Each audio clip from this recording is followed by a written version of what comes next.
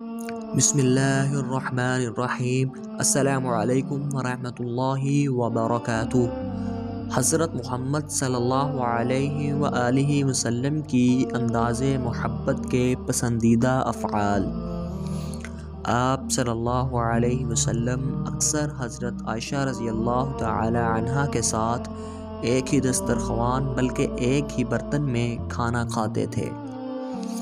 ایک مرتبہ ایک ساتھ کھانا تناول فرما رہے تھے کہ حضرت عمر رضی اللہ تعالی عنہ کا گزر ہوا۔